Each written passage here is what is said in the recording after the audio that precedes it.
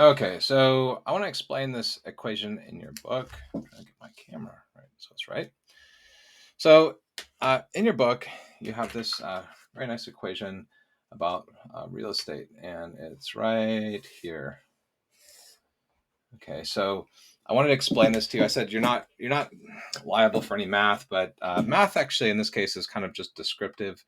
I'm not asking you to actually solve anything. I just want you to understand what it's really saying, so you can, because understanding it should give you a lot of intuition. So um, what this is really saying is that the value of a house, okay, which I wrote this in here, should be, I'm calling it the price. Okay, the price of the house, or the value of the house should be the price. It should be equal. So this is the intrinsic. I'm just going to write, I'm going to call this is intrinsic valuation of a house. And we should actually be considering the rents that a house produces. So if you were to buy a house and then go out and rent it, then and then basically what you'd be looking at is a house can create a series of cash flows. So that's what you could look at a house as. I mean, of course, you can live in it, but the intrinsic valuation, one way to think about it is, what's the value of the cash flows that this house could create? So that's what this equation is actually calculating.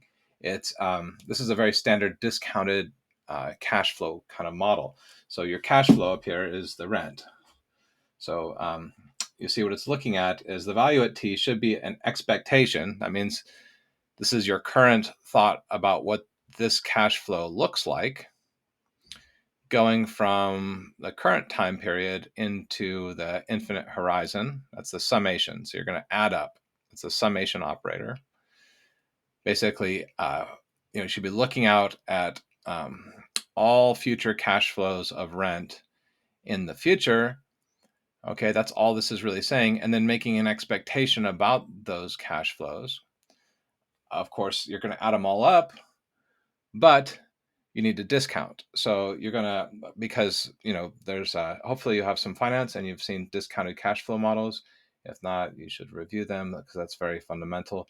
But I'm not going to cover discounted cash flows here. I assume you kind of have been exposed to discounted cash flows, but the idea is that a dollar today is worth more than a dollar tomorrow, because you could put that money in the bank and earn some interest on it. So and there's also inflation, right? So basically, you're going to discount the future rent by 1 plus the real interest rate. And this is the power of t. This is how we discount, so that cash flows really far out in the distant future are going to have a high discount rate, and because interest compounds. Okay, that's why. Um, and so the key point here is that it's an expectation of a series of discounted cash flows that are discounted at the real interest rate, which is something that I hope you also understand, but I want to make explicit. The real interest rate is the real interest rate is what sort of a lender is going to receive, and it's going to be a difference between the nominal interest rate. The nominal interest rate is what the lender advertises. So when you go take I don't know. I mean, I got a 3% mortgage on my house. I've got a 3%. So in this kind of case, the mortgage of 3%. That's what I pay. That's the nominal interest rate.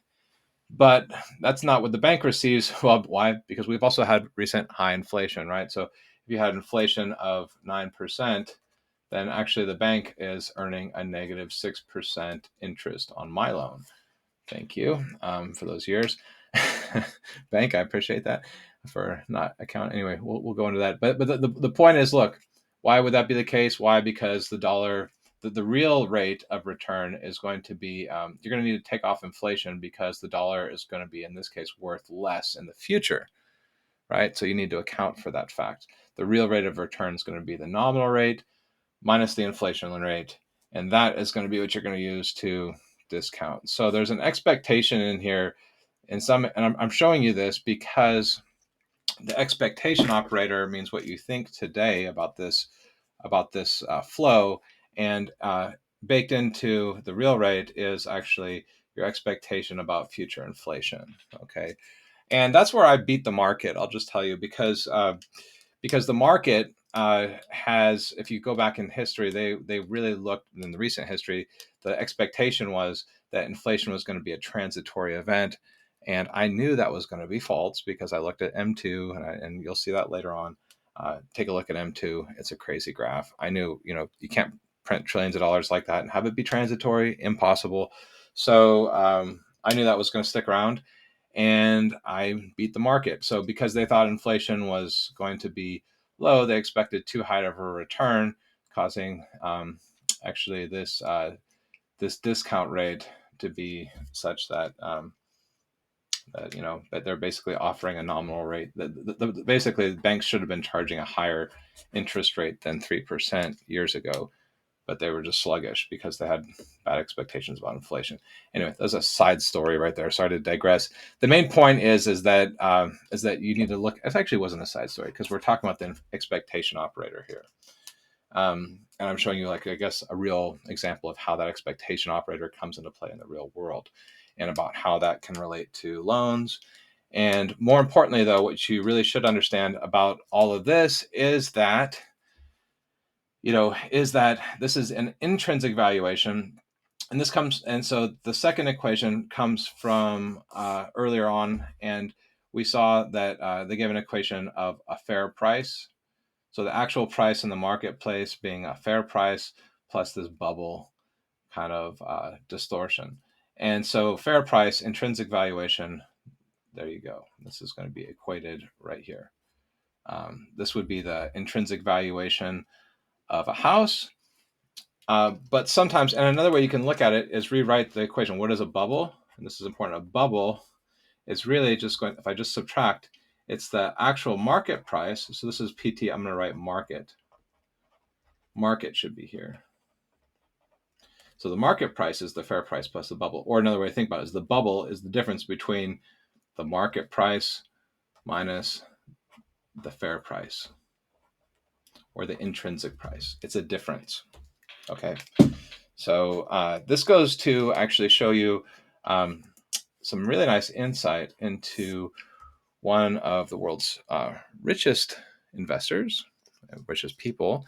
If you know the owner of Berkshire Hathaway, you probably should, Warren Buffett. His idea was that if you want to make good investments, just look for buying things that you think are at a good value, right? So that's one way to look at investments. It's like looking at things at their intrinsic value and thinking, am I really, does that seem fair to me? Is that a good price? A good value meaning that, hey, guess what?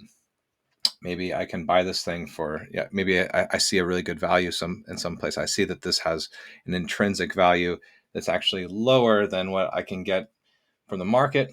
That's a good buy. I'll tell you, and I won't tell you where.